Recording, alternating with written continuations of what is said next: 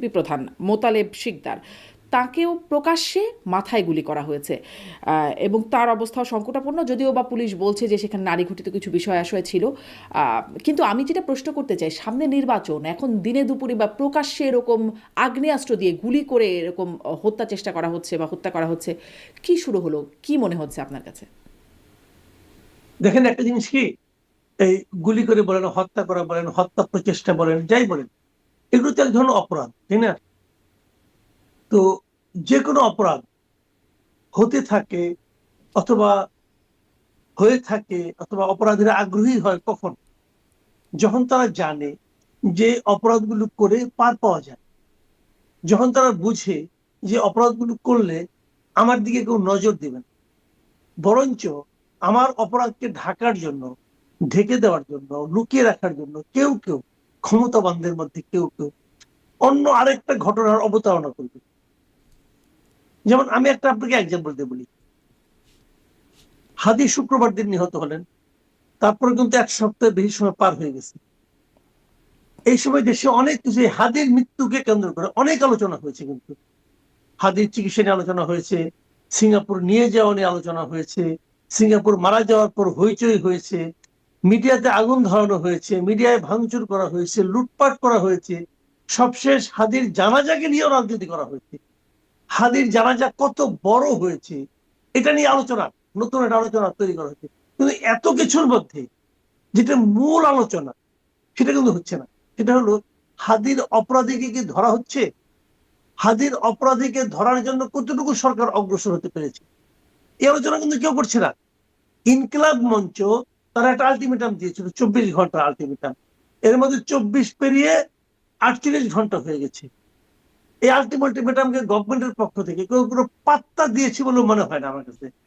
কিন্তু মানে গভর্নমেন্টের তাদের পক্ষ থেকে তাদের পাত্তা তো খুব একটা কোনো কিছুতেই দেয় না। আমি আপনার কাছে এটাও একটু জানতে চাই যে ওই যে ইনকেলাব মঞ্চের 24 ঘন্টা থেকে 48 ঘন্টা হয়ে গেল, সেখানে আমরা দেখছিলাম যে যিনি আসলে আলটিমেটাম দিয়েছিলেন সেই ইনকেলাব মঞ্চের সদস্য সচিব, তিনি ব্রিফ করছেন, আবদুল্লাহ আল জাবের, তিনি ব্রিফ করছেন যে মানে যিনি আলটিমেটামটা দিয়েছিলেন তিনি বলছেন স্বরাষ্ট্র উপদেষ্টা নাকি পদত্যাগ করবেন, ফাইজলামি করেন, সারাক্ষণ খালি ভ্যাটকাইতেছেন, বুইরা ভাম, হত্যাকারীদের বিচারের আওতায় না আনা পর্যন্ত কোথাও যাইতে পারবেন না। মানে তিনি বলেছিলেন আলটিমেটাম 24 ঘন্টার, এখন বলছেন কোথাও যাইতে পারবেন না। এটা মানে এটা কেমন মনে হচ্ছে? দেখেন, ওনাদের দাবি ছিল দুটো। একটা হলো যে এটা কি করতে হবে, হত্যাকারীকে ধরতে হবে।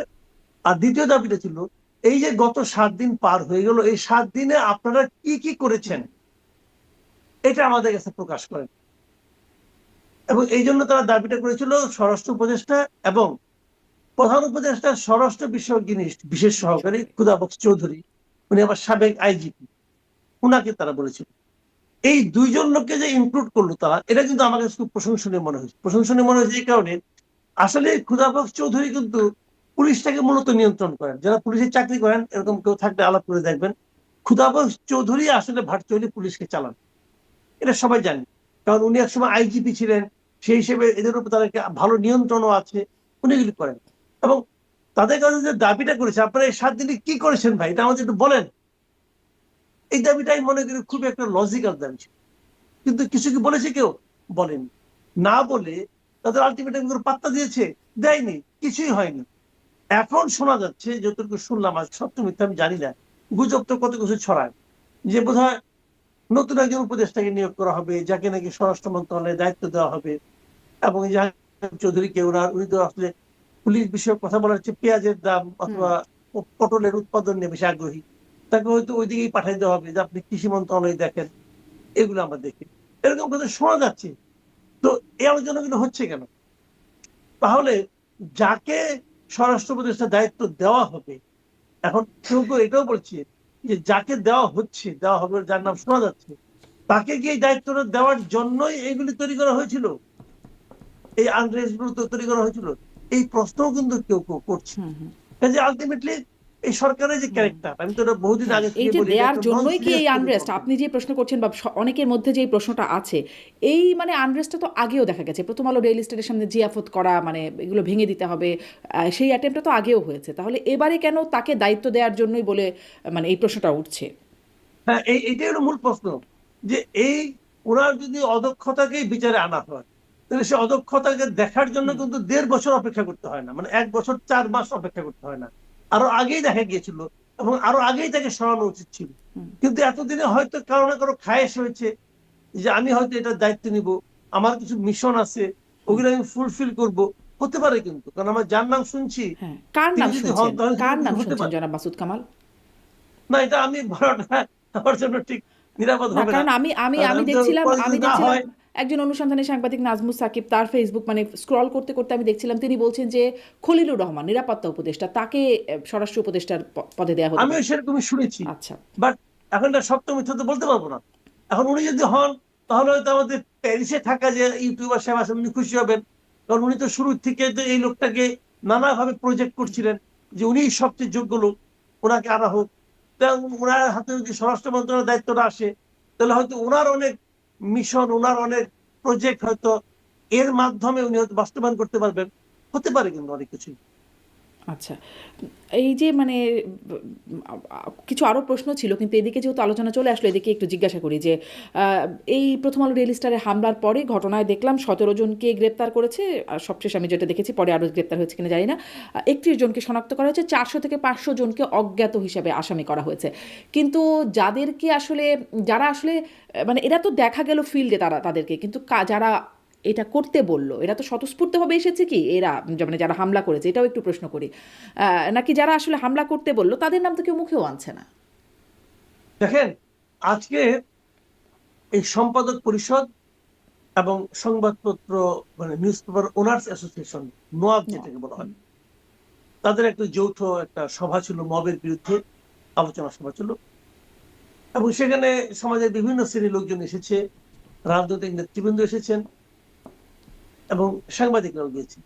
সেই সভায় নাহিদ ইসলাম একটা কথা বলেছেন এবং উনি বলেছেন যে এই প্রথম আলো এবং ডেইলি স্টারের সামনে যে ঘটনা ঘটেছে সেই ঘটনার সঙ্গে সরকারের একটা অংশ জড়িত আছে।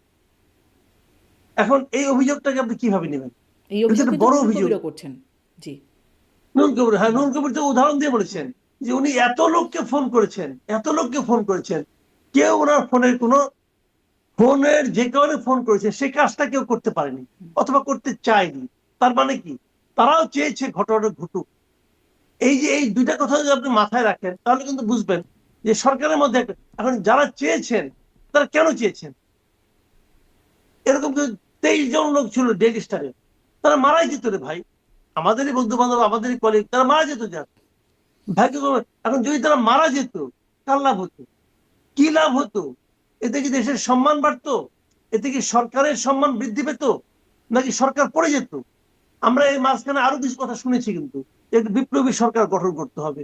তাহলে কি সরকারকে ফেলে দেওয়া ষড়যন্ত্র ছিল? বিপ্লবী সরকার গঠনের মতলব ছিল কি, ছিলটা কি আসলে? এবং সেই বিপ্লবী সরকার কি সরকারের মধ্য থেকে একটা অংশ চাচ্ছিল যে এই মানে ডক্টর ইউনূস সরে যাক, অন্য কেউ আসুক? না হলে নুরুল কবিরের সেই টেলিফোনে কোনো সাড়া মিলল না কেন? এগুলো সবই কিন্তু প্রশ্ন। কিন্তু আপনি এই প্রশ্নগুলো যদি পাশাপাশি দাঁড় করান তাহলে কিন্তু আপনি একটা জিনিস ভিজুয়ালাইজ করতে পারেন যে আসলে কিন্তু দেশটা খুব সহজ সরল পথে অগ্রসর হচ্ছে না, সরকার যারা আছেন তারাও সহজ সরল পথে যাচ্ছেন না। তা তো বোঝা এখন যাচ্ছে, এটা কিন্তু কেন, জনাব মাসুদ এটা কামাল, আলোচনা হতেই পারে। এই যে নাহিদ ইসলাম বলছেন বা নুরুল কবির বলছেন বা সাধারণভাবে আমাদের সবার মনেই প্রশ্ন উঠছে যে সরকারের ভেতরেও কেউ আছে কিনা, তাছাড়া কেন হলো না? এমনকি প্রেস সচিব তিনিও শেষ পর্যন্ত তার চোখ খুলেছে, তিনি দেখতে পাচ্ছেন মব, আর কি আগে তো প্রেশার গ্রুপ দেখতেন, এখন মব দেখতে পাচ্ছেন এবং তিনি একটু কম অসহায়ত্ব প্রকাশ করছেন যে তিনি আসলে কিছু করতে পারলেন না। মানে তিনিও বেশ একটা আবেগী টাইপ এক ধরনের একটা স্ট্যাটাস দেখছিলাম তার, যে তিনি কিছুই করতে পারলেন না, অসহায়ত্ব, মানে কারা সরকারের ভেতরে, যার কারণে সরকারের ভেতর থেকে আবার অসহায়ত্ব হচ্ছে, যারা আসলে এই হামলা করাচ্ছে আবার আর এক পক্ষ অসহায়ত্বর কথা বলছে। এই প্রেস সেক্রেটারির কথা নিয়ে আমার মানে কি বলবো, আপনি একটা খ্যাপা সারকে ছেড়ে দিয়েছেন, ছেড়ে দেওয়ার পর আপনি বলছেন যে আরে আমার এই বাগানটাকে নষ্ট করে দিল। তবে ছাড়ার আগে খেয়াল ছিল না? আপনি তো মবটাকে আগে রিকগনাইজ করেছেন একটা প্রেশার গ্রুপ হিসেবে, তার মানে কি আপনি এই মবটাকে সম্মানিত করেছেন। এই প্রেস সেক্রেটারি কিন্তু করেছিলেন উনি, এবং উনি বোঝানোর চেষ্টা করেছেন যুক্তি দিয়ে এটা আসলে মব না, এটা হলো প্রেশার গ্রুপ।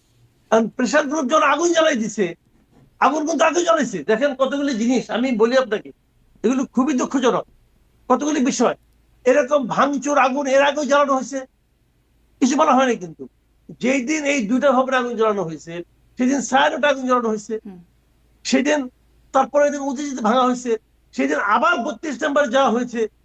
ওগুলো নিয়ে কিন্তু কোনো কথা নাই। আপনি 32 নম্বর নিয়ে কিন্তু একটা কথা বলবেন না। তার মানে 32 নম্বর ভাঙলে কোনো অসুবিধা নাই, ওটা হলো প্রেসার গ্রুপ। আর যেহেতু আপনার প্রথম আলো এবং ডেইলি স্টার যেহেতু পাওয়ারফুল, অতএব এটা বব ভাই, এটা তো কাজটা একই, ক্যারেক্টার তো সেম।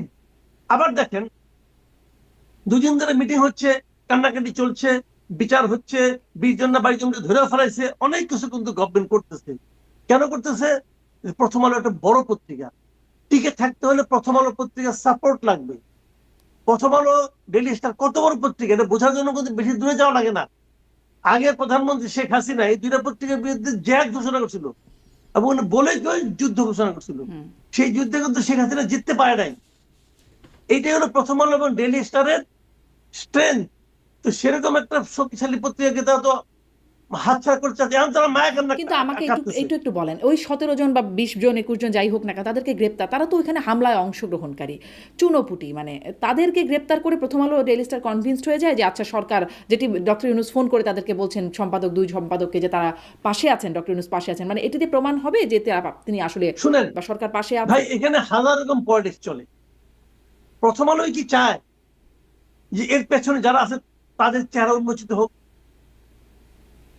তা তো চায় না। ঘটনা ঘটছে অন্য কারণে, কাউকে একজনকে আনতে হবে সামনে, এটাও হতে পারে। কি হয়েছে আমি জানি না। দেখেন, প্রথম আলো ভবনটা কি ইম্পর্টেন্ট, আঘাতটা কোথায়? আঘাতটা কি ভবনে, নাকি আঘাতটা সাংবাদিকতার উপর? আঘাতটা কি সাংবাদিকের উপর নয়, উপর তো মত প্রকাশের স্বাধীনতার উপর নয়, এটার উপর তো সত্য কথা সঠিক কথা বলার উপরে নয়, এটার জন্য তো। আপনি ভাবেন তো, যখন নাকি 32 সময় ভাঙা হলো, প্রথম আলো ওই সময় পত্রিকাগুলো খুলে দেখেন, তারা কি এটাকে মব বলেছিল? তখন তারা মব বলে নাই, কিন্তু প্রথম আলো বলে নাই। যখন তার নিজের গায়ে লাগছে তখন মব হচ্ছে। আচ্ছা আপনি ধরেন আনিস আলমগীরকে ধরে নিয়ে গেল, আনিস আলমগীর কি করছিল ভাই? কথাই তো বলছে, আর তো কিছু করে নাই। আনিস আলমগীর কেবল কথা বলেছেন, আর তো কিছু করেন নাই। কারণ কথা বলার অপরাধে আনিস আলমগীরকে আপনি সন্ত্রাস বিরোধী আইনে মামলা দিয়ে ধরে নিয়ে গেলেন। কে প্রতিবাদ করেছে? সম্পাদক পরিষদ ছাড়া আর কেউ প্রতিবাদ করে না।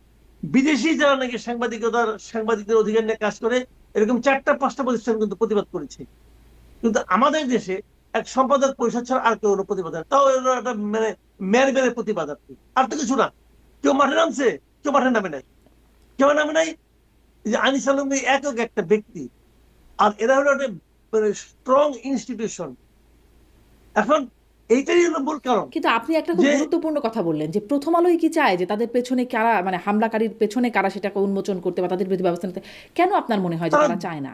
আমি বলি শোনেন, তারা, আমি যেটা মনে করি, তারা দুঃখ পেয়েছে, কিন্তু তারা সেটা উন্মোচন করতে চায় না। কেন চায় না? নিজের গায়ে লাগাতে দুঃখ পেয়েছে, কিন্তু চায় না কেন জানেন?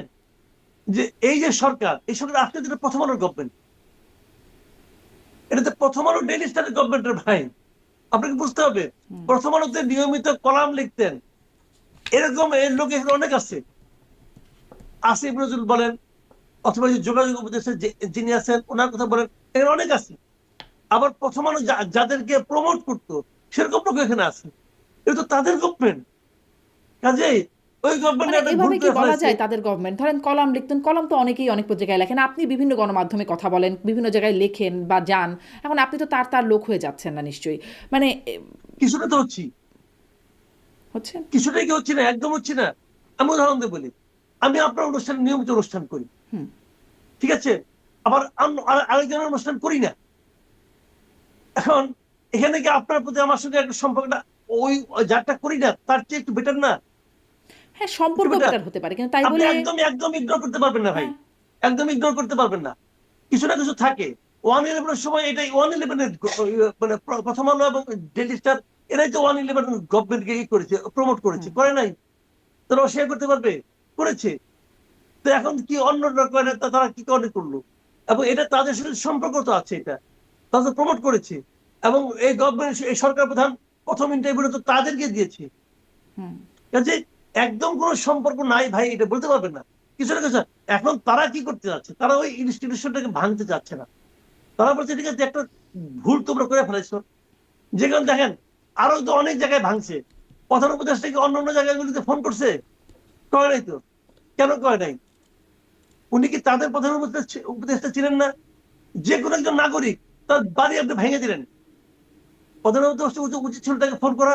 বাদ দেন নাগরিকের কথা, এই যে ভালো কাজে দীপুচন্দ্র দাসকে মারলো, আগুনে পুড়ে মারলো, বাংলাদেশের ইতিহাসের ঘটনা আমি কখনো দেখি নাই। এবার মেরে গাছের টাঙ্গায় তো আগুন দিয়ে পুড়ে দেয়, দেখি নাই কখনো ভাই। দীপুচন্দ্র দাসকে প্রধান উপদেষ্টা ফোন করছিল? করে নাই কেন? বা কেন একজন করে নাই? বিএনপি নেতার বাড়িতে প্রথম আলো নিয়ে আগুন বিতর্ক দিয়ে। আছে, শুনেন, জি। প্রথম আলো নিয়ে বিতর্ক আছে, এমনকি হাদিকে নিয়েও বিতর্ক আছে। হাদি তো মানুষ, হাদি অনেক যেহেতু সে নিয়মিত কথা বলতো, তার অনেক কথাই কিন্তু শুনতে শোভন ছিল না, এটা অস্বীকার করা যাবে না। আবার তার ভালো দিকও ছিল। কিন্তু দীপুচন্দ্র দাসের দোষটা কি ভাই? তাকে নিয়ে বিতর্কটা কি বলেন আপনি? তাকে নিয়ে কি বিতর্ক? একটা নিরীহ লোককে মেরে ফেললেন, বলা হচ্ছে কি সে নাকি হযরত মুহাম্মদ সাল্লাল্লাহু আলাইহি ওয়াসাল্লামকে নিয়ে কটূক্তি করছে।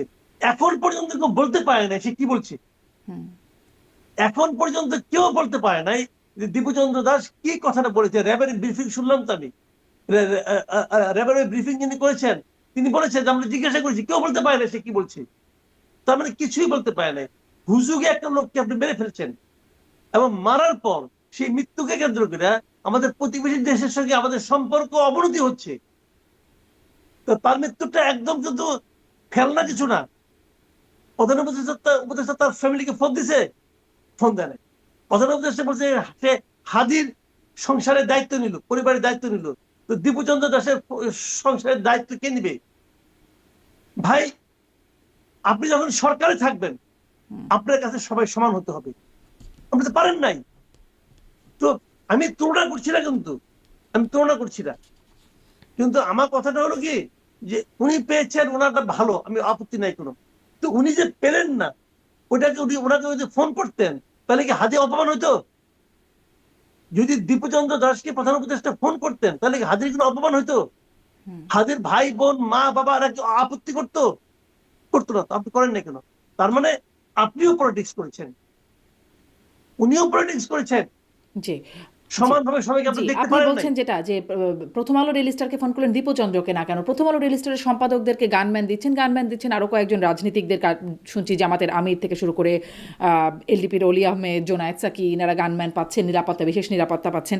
কিন্তু ওই যে আপনি দীপচন্দ্রের কথা বলছেন, দীপচন্দ্রদের কি হচ্ছে? আচ্ছা, মাহফুজা নাম যেটি বললেন যে মানে তাদের সাংবাদিকদের হত্যার জন্য একদম তাদের বাড়ি বাড়ি গিয়ে হুমকি দেওয়া হচ্ছে সাংবাদিকদের, তো সেই সাংবাদিকদের নিরাপত্তারই বা কি হলো? মানে নিরাপত্তা দেওয়ার সময় শুধু বড় বড় লোকদের, আর ধরার সময় চুনোপুটিদের। স্বাভাবিক তো, এটাই তো আমাদের রাষ্ট্রের চরিত্র। আমাদের রাষ্ট্রের চরিত্র হলো এটা, যে যে বড় মানুষ তাকে আমি সাপোর্ট দিব, তাকে আমি হেল্প করব গরিবের টাকা দিয়ে। ওই যে গানম্যানের বেতন, ওই বেতনের জন্য কি মাহফুজ আনাম কি আমার চেয়ে বেশি ট্যাক্স দেয় গভর্নমেন্টকে? তার ইনকামের একটা মানে আপনার যে একটা দেয়া সালাই কিনে 2 টাকা দিয়ে সেও গভর্নমেন্টকে ট্যাক্স দেয়, ভ্যাট হিসেবে। তো তার টাকা নিয়ে আপনি বড় বড় মানুষরা গানম্যান নিচ্ছে। এইটাই যে রাষ্ট্রের চরিত্র। রাষ্ট্রের চরিত্র হলো এটা। আমি ট্যাক্স ফাইল করি, সাবমিট করি, 10 টাকা 20 টাকা ট্যাক্স ফাইলের জন্য আমাদের অনেক কিছু হয়। আর ডক্টর ইউনূস 666 কোটি টাকা মাপ পেয়ে যায়। এটাই তো রাষ্ট্রের চরিত্র। জি, যেটা এখন বুঝতে এইখান থেকে বেরোবেন কিভাবে? একটা একটা প্রশ্ন একটু করি যে মানে আপনাকে নিয়ে অনেক রকম সামাজিক যোগাযোগের মধ্যে অনেক হুমকি ধামকি হয় যে রইল বাকি 2 এর পর আপনি, বা আরো অনেক রকম হুমকি ধামকি আছে। আপনি কি গানম্যান, বা আপনি কি কোনো নিরাপত্তার ব্যাপারে চিন্তা করেন? না, আমি করি না, আমি চাইও না, আমি কোনো কিছুই চাই না। আমি এই দেশের 8-10টা সাধারণ নাগরিক যেভাবে চলে আমি সেভাবেই চলতে চাই, এবং এইভাবে চলে যদি আমার মৃত্যু হবে কিছু করার নাই। আমি গানম্যান না নিলেও করতে পারি, গানম্যান নিলেও করতে পারি। যে যারা গানম্যান নিচ্ছে এরা কি সব অমর নাকি? এরা কি অমর? এরা কি আরো 500 বছর বাঁচবে নাকি ভাই? 500 বছর তো বাঁচবে না। গানম্যান তার মৃত্যু ঠেকাতে পারে? গানম্যানকে আজরাইলকে ঠেকাতে পারে? না, কিন্তু একটা স্বাভাবিক মৃত্যু আর অস্বাভাবিক মৃত্যুর মধ্যে পার্থক্য আছে না? সবাই তো স্বাভাবিক মৃত্যু কোনো চায়। পার্থক্য নাই। 2টা মৃত্যুর মাটি নিচে যাবো, আপনি কি করবেন? আমি এগুলো মনে করি না। শোনেন, রাষ্ট্রের দায়িত্ব হলো রাষ্ট্রের দায়িত্ব হলো প্রত্যেকটা নাগরিককে নিরাপত্তা দেওয়া, এবং সেই নিরাপত্তা প্রত্যেকটা নাগরিকের সঙ্গে একজন করে বন্দুকধারীকে রেখে দিলে হবে না, সেটার একটা এনভায়রনমেন্ট তাকে ক্রিয়েট করতে হবে। সেইটা যতক্ষণ সেই রাষ্ট্র করতে না পারবে, সেই রাষ্ট্রের যারা দায়িত্ব নিয়েছে সরকার, তারা হলো ব্যর্থ সরকার। এবং তাদের এই ব্যর্থতা এখনো তো আমি বলার সাহস পাচ্ছি না, আপনি সাহস পাচ্ছেন না, কিন্তু একদিন যদি আলোচনা হবে যে আপনি একজন ব্যর্থ শাসক ছিলেন, আপনার মৃত্যুর পর আলোচনা হবে। আপনার যেমন এখন আলোচনা হয় যে বঙ্গবন্ধু বিশাল বিরাট নেতা ছিলেন, উনি আমাদের দেশটাকে স্বাধীনের মহানায়ক ছিলেন, আমাদের মুক্তিযুদ্ধের মহানায়ক ছিলেন, কিন্তু পরবর্তী সময়ে 2-3 বছরে উনি শাসন করতে যে প্রমাণ করেছেন, উনি শাসক হিসেবে ভালো ছিলেন না। এটা কিন্তু বলতে হবে, যতদিন আপনি বলেন না কেন, যত ওনার মেয়ে আসুক, মেয়ে এসে বাবাকে মহানায়ক বানাই দেয়, কিন্তু এটা টিকবে না আলটিমেটলি। ইতিহাসে যার যা প্রাপ্য সে তারা পাবে, এবং ডক্টর ইউনূসও পাবে। ডক্টর ইউনূসের তার সেই আপনার ক্ষুদ্র ঋণ দিয়ে উনি কি অর্জন করছেন, আর সরকারের দায়িত্ব নিয়ে 1.5 বছরে কি কি বিসর্জন দিয়েছেন, সব আলোচনাই হবে। এগুলো নিয়ে ওনাকে মরতে হবে, গার্মেন্ট থাকলেও মরতে হবে, না থাকলেও মরতে হবে, কোনো সমস্যা নাই, এবং এগুলোই থাকবে ওনার জি। এপিটাফে লেখা থাকবে। কিন্তু সেই পুরনো প্রশ্নটা আবার একটু ফিরি, যে যারা আসলে এই হামলা ভাঙচুর অগ্নিসংযোগের নির্দেশনা দিচ্ছেন, পুলিশকে বলছেন যে মানে সেই হামলা ভাঙচুর যেন নির্বিঘ্নে করতে পারে, তারা যেন তাদেরকে না আটকায় ইত্যাদি নানা রকম, তাদের নামটাকেও, যদি এটা অপরাধ হয়ে থাকে, যদি এটা আসলে ঠিক কাজ হয়ে থাকে, রাষ্ট্র মনে করে, তাহলে তো ঠিকই আছে। আর যদি এটা অপরাধ হয়ে থাকে, তো তাদের নামটা কেউ কেন আনছে না? বা মানে ধরেন ভারতে পলাতক আওয়ামী লীগ নেতা। ক্ষমতা আছে না ভাই, হ্যাঁ, এই যে আপনি বলেন, এই যে গুম হয়েছে না, গুম তো হয়েছে, গুম তো হয়েছে, গুম কারা করাইছে? যখন গুম হয়েছে তখন তাদের নাম আসছে সামনে, যখন তারা চলে গেছে তখন তো আসলে এখন তো গুম সব জানা বিষয়টাই যাচ্ছে। সামনে খুব একটা আসতো না, কোনো মানে খুব তো, আসতো না, হ্যাঁ, হ্যাঁ, কিন্তু এখন স্বীকার তো করতো না সামনে আসছে, এখন আমাদের। তো সামনে আসছে অপরাধটা, কিন্তু অপরাধীকেও ওই দেখা যাচ্ছে তারা সময় প্রকাশ্যে বলছে যদি না না না, অপরাধ হয়ে থাকে। ওই সময় স্বরাষ্ট্রমন্ত্রী বলতো না যে গুম হয় নাই? অনেক সময় হয় না যে অর্থনৈতিক সংকট, ব্যবসা বাণিজ্য লস হয়েছে, নিজেরাই তারা গা ঢাকা পালিয়ে দেয়, গেছে, হ্যাঁ। অনেকে প্রেম করে পালিয়ে গেছে মেয়েদের নিয়ে, এরকম কিন্তু প্রায় বলতেন। তা আমি আগে বলছিলাম যে ভাই, যদি প্রেম করে একটা মেয়েকে দেশে পালিয়ে যায়, তাহলে তো মেয়েটাও তো হারাই যাবে। কোন কোন মেয়ে হারাইছে ব্যয় করেন খুঁজে, তো তা তো ব্যয় করতে পারেন না। কারণ এই কিন্তু এই প্রশ্নটা কে করবে? এই প্রশ্নটা তো তখন করছে, তার সে পাতা দেয় নাই। নিয়মটা কি ছিল এই সমস্ত দেশে? হয়টাই জানেন, যাদের কথা যত জোরে বলতে পারে তার কথা তত এস্টাবলিশড হয়। না, জনাব মাসুদ কামাল, কার মানে কথা কত অপরাধ লজিক দুইটা যদি এটা না। এইরকম তো না, বিষয়টা হচ্ছে একটা হচ্ছে গুম, সেটি অপরাধটাই অস্বীকার করা হচ্ছে যে এরকম অপরাধ হয় নাই, সেটা ওই আমলে আমরা দেখেছি। টুকটাক যা অভিযোগ আসতো, বলা হতো যে এরকম কোনো অপরাধ হয় না, ওই যে আপনি যা বলছেন প্রেম করে পালিয়ে গেছে বা অর্থনৈতিক কারণে পালিয়ে গেছে, কিন্তু এখন তো চোখের সামনে দেখা যাচ্ছে যে এই ঘটনাটা ঘটেছে, এবং ঘটেছে, এই ঘটনাটাকে অস্বীকারও করতে পারছে না। কিন্তু যারা পেছন থেকে বললো, এবং পেছন থেকে না প্রকাশ্যে এসে বললো, তাদের নাম কেউ বলছে না। মানে যদি এটা অপরাধ হয়ে থাকে, অপরাধটা যদি স্বীকার করা হয়ে থাকে, তাহলে যারা আসলে এটার আহ্বান করছে বা নির্দেশনা দিচ্ছে, তাদের নামটা আসবে না কেন? দেখেন, এখানে রাজনীতি আছে রে ভাই। যেমন ধরেন, আমি উদাহরণ দিয়ে বলি আপনাকে, নাহিদ ইসলাম বললো সরকারের একটা অংশ এর সঙ্গে জড়িত আছে, বলছে তো সে নাম বললো না কেন? সে নাম বললো না কেন? সে তো জানে, সে যখন এত বড় পলিটিক্যাল পার্টি লিডার, সে জানে দায়িত্বপূর্ণ ব্যক্তি একজন, সে নাম বলে না কেন? সেও নাম বলে না। সে আগে আগে একবার বলে নাই, অনেক সরকার তার এখান থেকে পালানোর ব্যবস্থা করতেছে, চলে যাচ্ছে, হ্যাঁ, নাম বলছে? নাম বলে নাই তো। আবার দেখেন আরেক, আপনি খেলা আছে কিনা, এক সাবেক সচিব সাত্তার সাহেব, সে বলছিল যে 8 জন উপদেষ্টার দুর্নীতি গোয়েন্দা রিপোর্ট তার কাছে আছে। একজন নাম ধরে বলছে 8 জন উপদেষ্টা, নাম বলছে? জামায়াতের নাম নায়েবে বলে নাই আমিরও কেন? বলছিলেন উপদেষ্টাদের হ্যাঁ, ফোন আলাপ নাকি আছে। অনেকের টেলিফোন কল তার কাছে আছে, নাম বলে না কেন? এই সবগুলি ধান্দাবাজ। ধান্দাবাজ করে আমি বলি, দুইটা কারণে তার নাম বলে না। প্রথমত ভয়ে বলে না, যে আমি বললে আমার সমস্যা হতে পারে, আমারও তো অনেক ঝামেলা আছে, আমার গুলিও সে জানে, তখন আমারটা সে বলে দিবে, আমি ভাই ভয়ে বলবো না। এটা একটা কারণ হতে পারে। আরেকটা হতে পারে, এটার মাধ্যমে তারা ব্ল্যাকমেল করে, যে আপনার নাম কিন্তু আমি কয়ে দেবো, আমার কিছু দেন। তারা কিছু দেয়, হয় মাল খায়, অথবা ভয় বলে না, অথবা ধমক খায়।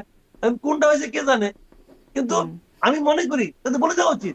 বলেন আপনারা, বলেন এটা না মনে কেন? হচ্ছে ওই যে আগে একটা ভাইরাল বক্তব্য পাওয়া যেত না, এখন তো অনেক কিছু ভাইরাল, আগে এত কিছু ভাইরাল হতো না। মুন্সিগঞ্জের এক বিএনপি নেতা বলছেন নাম বলবো না, নাম বললে চাকরি থাকবে না। এখন কি সেই রকম একটা অবস্থা যে নাম বললে আসলে চাকরি থাকে না বলে নাম বলা না?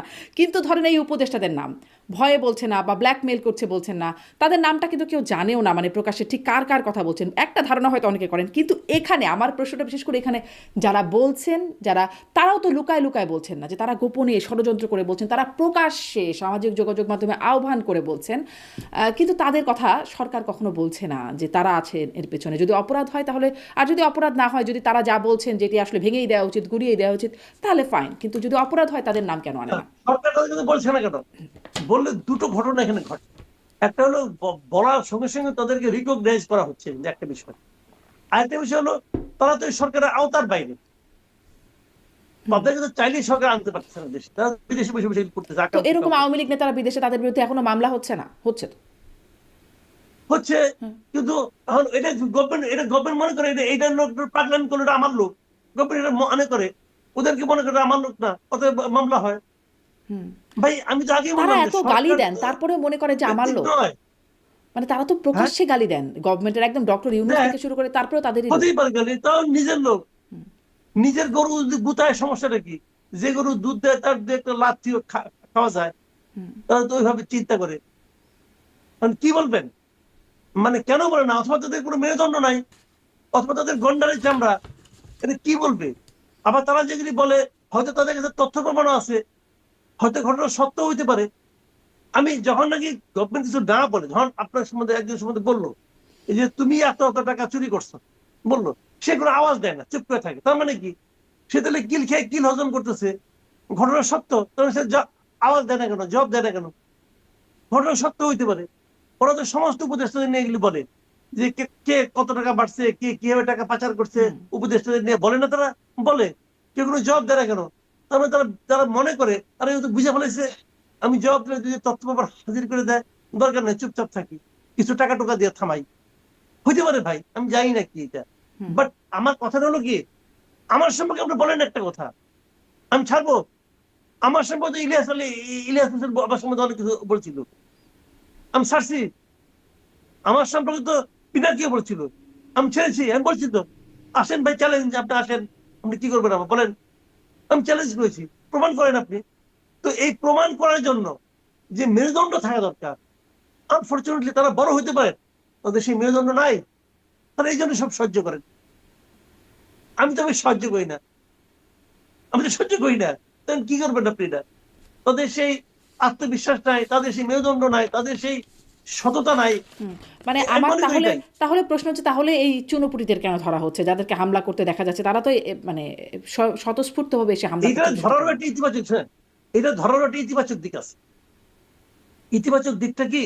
যেমন ধরেন প্রথম আলোতে যাদেরকে ধরা হয়েছে, একজনকে দেখলাম ধরছে, সে তার কাছ থেকে নগদ 50,000 টাকা পাইছে, আর সে একটা টিভি কিনছে, একটা ফ্রিজ কিনছে, ওগুলো উদ্ধার করা হয়েছে। তার মানে এই লোকগুলি কি আসলে চোর? বেসিক্যালি এগুলি চোর।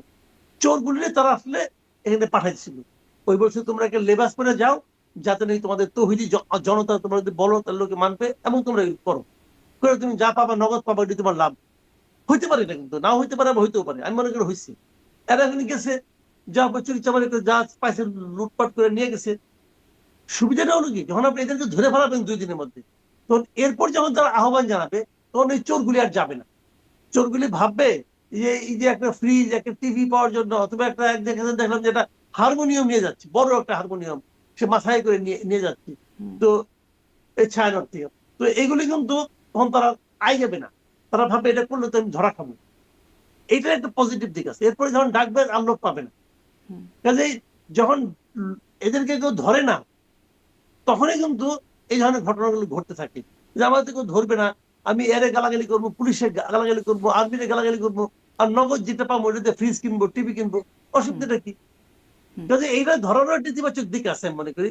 কিন্তু এটা কখনোই বন্ধ হবে না যতক্ষণ পর্যন্ত আপনি মূল জায়গায় হাত দিতে না পারবেন, মানে এবং সেটা এই চোর ধরারও সরকারের হাত কিছু, দেওয়ার ইচ্ছাও নাই। ছিচকা চোর ধরার কিছু বেনিফিট আছে, কিন্তু ওই যে রাঘব বল যাদের কথা আপনি বলছেন, আমরা দেখলাম মানে যারা প্রবাস থেকে হুমকি বা এই আহ্বানগুলো জানাচ্ছেন, তার বাইরেও আমরা দেখলাম রাকসু ভিপি, তারপরে জাকসু সেক্রেটারি শিবিরের তারাও এরকম বলছেন যে প্রথম আলো ডেইলি স্টার না ভাঙলে প্রকৃত স্বাধীনতা অর্জন হবে না, এবং তারপরে তাদের বিরুদ্ধে তাদেরকে শো কজ নোটিশও করা হয়েছে জামাতের পক্ষ থেকে, শিবিরের পক্ষ থেকে, এবং তারা এটা দায় অস্বীকার করছে, বলছেন তারা এটা ব্যক্তি দায়। আবার একজন ঢাকা বিশ্ববিদ্যালয়ের একজন শিবির নেতা শহীদুল্লাহ হলের সাহিত্য সম্পাদক একদম ছবি সহ এসেছে যে তিনি আসলে এটার মধ্যে আছেন, এই হামলার মধ্যে আছেন।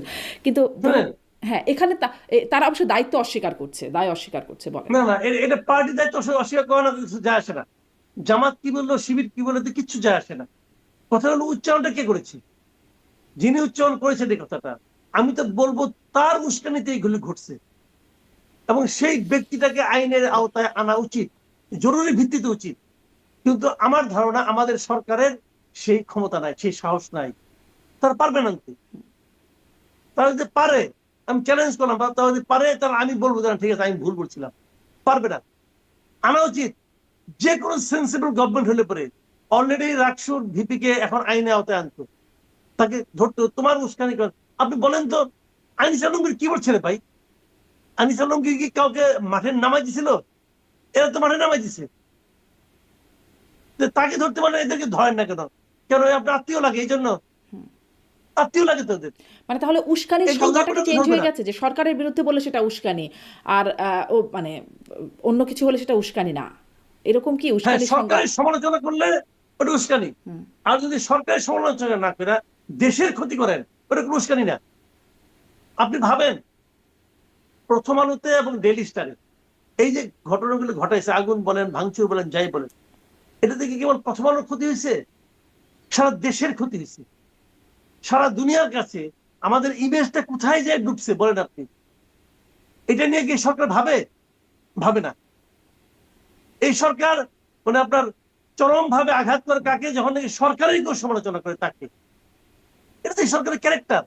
সাধারণত যারা নাকি দুর্বল হয়, যে সমস্ত শাসকরা, যে সমস্ত সরকারও দুর্বল থাকে, মানসিক ভাবে দুর্বল থাকে, চারিত্রিক ভাবে দুর্বল থাকে, তারা এই ধরনের কাজ করে। জি, একটু ভারতের সাথে সম্পর্কের বিষয়েও কথা বলবো, তবে তার আগে আইন শৃঙ্খলা পরিস্থিতি নিয়ে একটু শেষ করি। যে সিইসি যেমন হাদির ঘটনার পরে বলেছিল, হত্যা চেষ্টার পরে বলেছিলেন যে এটা বিচ্ছিন্ন ঘটনা, হাদি হত্যাকাণ্ডের পর। আজকে যখন খুলনার ঘটনা ঘটছে বা আজকে পরিস্থিতি যখন যেই অবস্থায় আছে, সেই সময় তিনি বলছেন যে ভোটের দিন যত এগিয়ে আসবে তত ভয় তত কেটে যাবে, আইন শৃঙ্খলা পরিস্থিতি তত ভালো হবে। আপনি কি মনে করেন ভোটের দিন আসতে আসতে আইন শৃঙ্খলা পরিস্থিতি ভালো হবে? শুনেন, ওনার এই আশাবাদ কোন বাস্তব ভিত্তির উপর নির্ভর করে নয়। একটা বয়স্ক লোক তো, আপনি ভাবেন উনি কত বছর আগে রিটায়ার করছেন বলেন তো আপনি? এটা রীতিমতো বৃদ্ধ একজন লোক। তো ওনার চিন্তা ভাবনা এরকমই হবে। পুরো উল্টো ঘটনা ঘটবে, আমি বলো পুরো উল্টো ঘটনা ঘটবে। কারণ যতই দিন যাবে, যতই নির্বাচন ঘনিয়ে আসবে, ততই এগুলো বাড়তে থাকবে। আমি বাড়ার কারণগুলি আপনাকে বলি। এই যে রাজনীতি করে না, জামাত রাজনীতি করে, এনসিপি রাজনীতি করে, আপনার বিএনপি রাজনীতি করে, কেন করে? তাদের রাজনীতি হলো ক্ষমতায় যাওয়ার জন্য।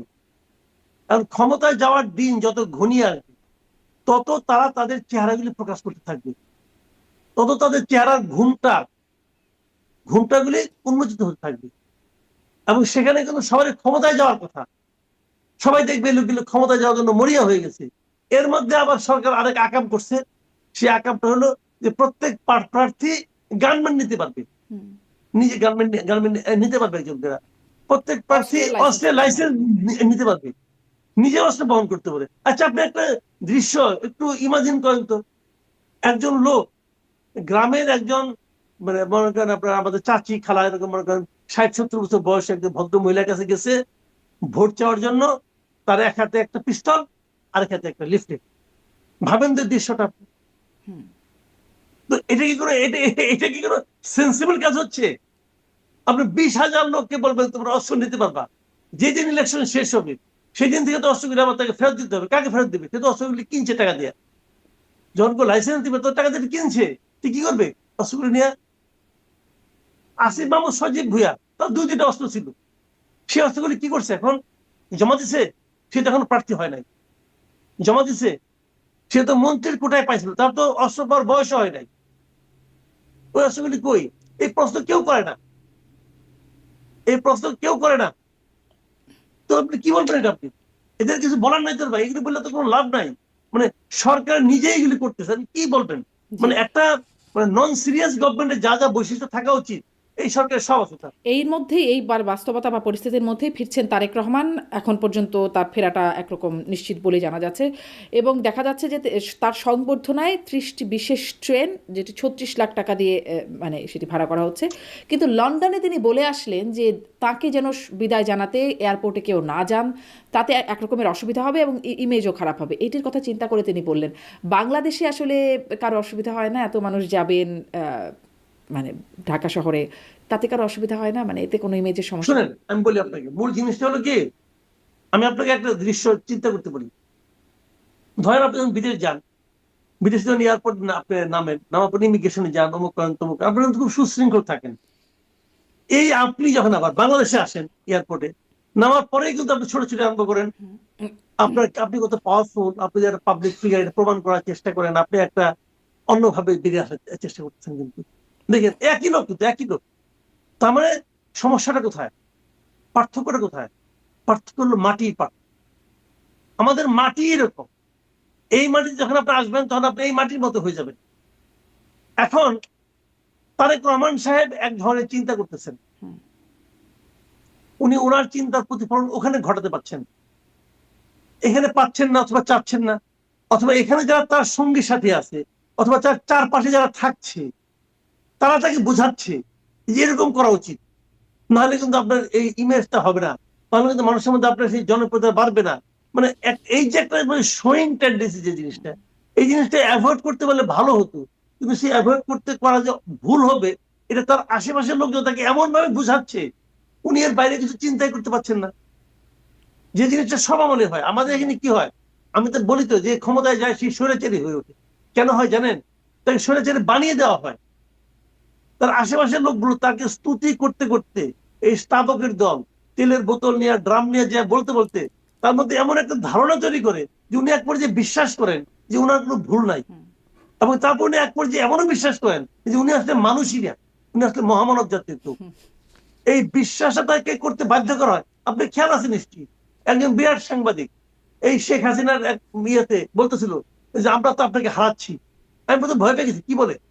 তখন আপনি তো এখন জাতীয় পর্যায়ে থেকে আন্তর্জাতিক পর্যায়ে নেত্রী হয়ে যাচ্ছেন, আমরা জাতি হিসেবে আপনাকে হারাচ্ছি। মানে তেল দেওয়ার যে কোন মাত্রা, কোন শিল্পের পর্যায়ে তারা পৌঁছে নিয়েছিল, এটা কি সেরকম শিল্পী খালি একটাই নাকি?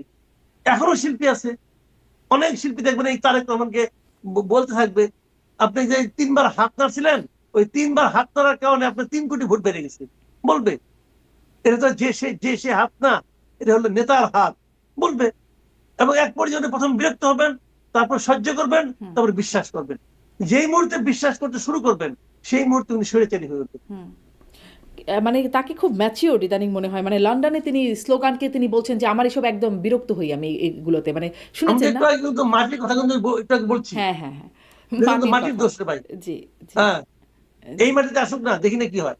মানে মাটিতে আসার আগেও তো তিনি নিষেধ করতে পারতেন, ওইখানে থেকে নিষেধ করে আসলেন, কিন্তু এই মাটিতে ঢোকার আগেই আর যাই হোক তিনি নিরাপদ তো। মানে যেরকম প্রথম আলো ডেইলি স্টার থেকে সব উপদেষ্টাদেরকে ফোন করে নুরুল কবির কোনো রকম পাচ্ছেন না, প্রেস সচিব অসহায়ত্ব প্রকাশ করছেন, তিনি আসলে তিনি নিরাপদ তো এখন এই পরিস্থিতিতে।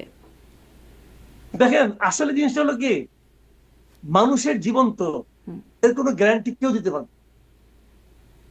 এর গ্যারান্টি কেউ দিতে পারবে না। নিরাপত্তা আসলে আপনার, মানে আপনি ভাববেন আমি নিরাপদ, কিন্তু আপনি দেখা যাবে বিশেষ করে নিরাপদ না। অথবা আপনি ভাববেন আমি নিরাপত্তাহীনতার মধ্যে আছি, দেখা যাবে আপনার কোনো নিরাপত্তার কোনো সমস্যা হচ্ছে। এগুলি সবগুলি কিন্তু অনেক কিছুর উপর নির্ভর করে। পৃথিবীর অনেক রাষ্ট্র আছে যেখানে প্রেসিডেন্টরা মানুষের মধ্যে মিশে যায়, একদম মিশে যায়। একবার উরুগুয়ের এক প্রেসিডেন্ট দেখছিলাম, সে নিজে সে কৃষি কাজ করতেছে, হাসপাতালে যায় না, সে সিরিয়াল দিয়ে বসে দিচ্ছে। ওই লোকটা তো গুলি করে মারে না রে ভাই, ওই লোকটা কেউ গুলি করে মারে না। আবার অনেক লোক বিরাট নিরাপত্তার মধ্যে থাকে, তারপরে গুলি খেয়ে মরে, এরকম আছে কিন্তু অনেক লোক। এখন ঘটনা হলো কি, আপনার একটা কথা আছে, মানে গ্রামে প্রবাদ আছে যে বনের বাঘে খায় না, মনের বাঘে খায়।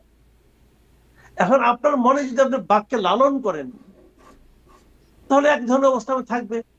আর যদি আপনি মনে করেন এটা তো যে মনে বাঘের শুধু মতো বাঘ বাঘ না, থাকবে, আমার বনে মতো যে আমি বাঘ থাকবো। আছে সেটা তো দৃশ্যমান একদম, যেভাবে গুলি করে করে মানুষ মারা হচ্ছে এবং নেতাদের হাতির মতো নেতা বা এ, একের পর এক হচ্ছে, গুলির ঘটনা ঘটছে।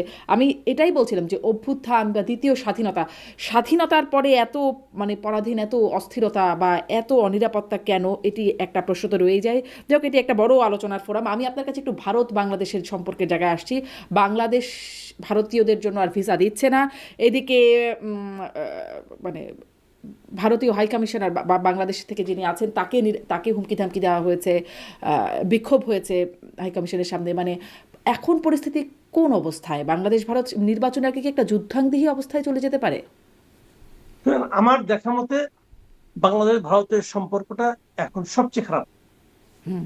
এত খারাপ সম্পর্ক বাংলাদেশ এবং ভারতের কখনোই হয় নাই, এতটা খারাপ অবস্থা কখনো হয় নাই।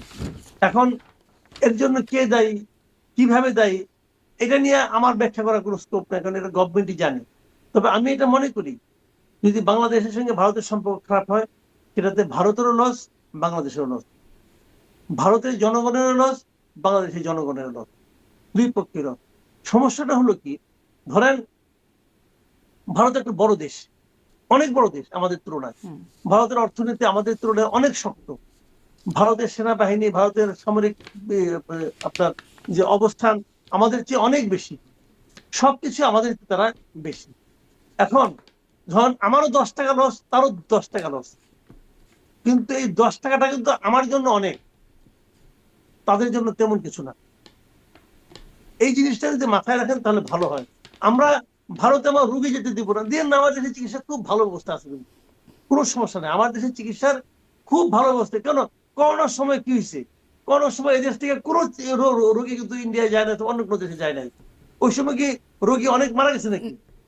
অনেক মারা যায় না, কিন্তু ওই জটিল রোগী কেউ মারা যায় না। ওই ওই যে ক্যান্সারে অথবা হৃদরোগে অথবা কিডনি রোগে তখন রোগী অনেক মারা গেছে তা না ভাই। আমাদের ট্রিটমেন্ট আছে, ভালো ট্রিটমেন্টে আছে, চিকিৎসা সব, কিন্তু বিষয়টা হলো অভ্যস্ততার ব্যাপার। অনেকে মনে করেন কোনো আস্থা পায়, যায়, এবং এটা সারা দুনিয়াতেই যায়। নিষিদ্ধ দেশ থাকা উচিত না, আর প্রতিবেশীর সঙ্গে তো সেরকম সম্পর্ক থাকা উচিতই না। এখন ধরেন আমি এত কিছু করতেছি, কিন্তু কয়েকদিন আগে দেখলাম পেঁয়াজ আনতেছি, পেঁয়াজটা ইন্ডিয়া থেকে আনি, তখন খাওয়ার সময় খেয়াল হয় না যে এটা হিন্দুদের তৈরি পেঁয়াজ, নাপাক কিনা জানি না, এটা কি তাহলে কি কিভাবে খাবো, খাওয়া ঠিক হবে কিনা, এটা তখন তো ভাই কেউ বলে না কিছু এগুলো।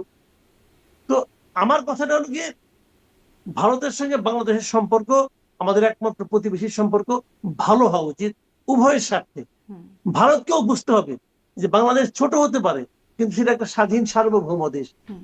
কিন্তু যারা, আমাদেরও বুঝতে হবে। নিশ্চয়ই নিশ্চয়ই, কিন্তু যারা ধরেন আরও মানে এই হামলাগুলোর পেছনে হুমকি দিচ্ছেন, যাদের নাম উচ্চারণ করা যাচ্ছে না, নাম বললে চাকরি থাকবে না, ইলিয়াস হোসেন, প্রবাসী অনলাইন অ্যাক্টিভিস্ট, তিনি তিনি দেখছিলাম যে মোদির যে বিজয় দিবসের পোস্ট, তার নিচে তিনি কমেন্ট করেছেন, তিনি তাকে গালি দিয়ে লিখছেন, শেখ হাসিনাকে, এবং তাকে গালি দিয়ে লিখছেন যে ইলিয়াস হোসেন ফ্রম ইস্ট পাকিস্তান।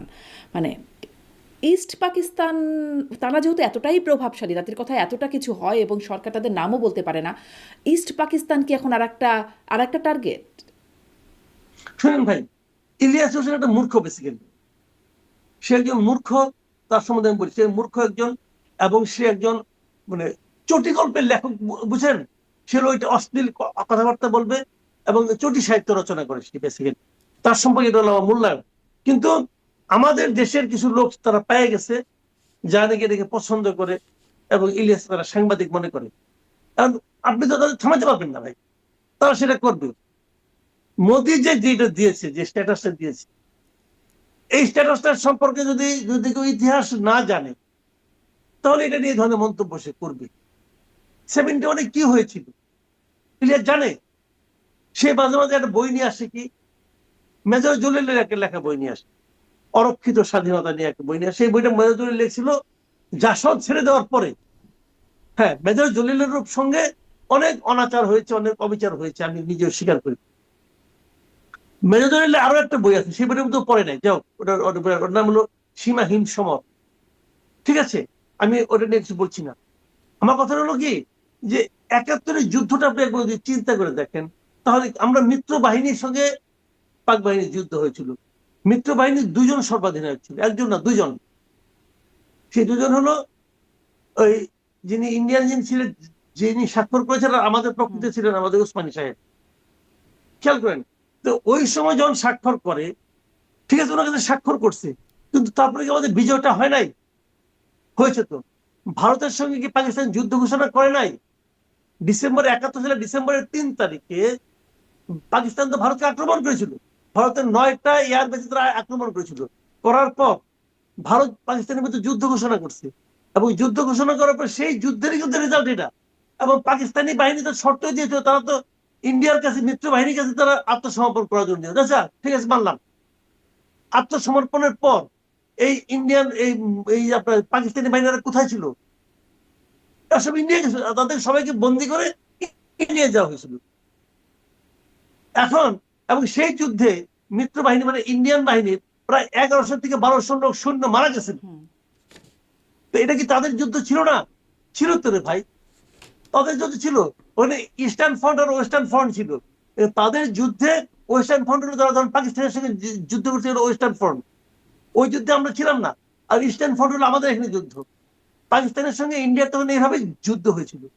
তো এখন ওয়েস্টার্ন ফ্রন্টে ইন্ডিয়া জিতছে, কারণ ওইটা কি ইন্ডিয়া তাদের বিজয় বলবে না?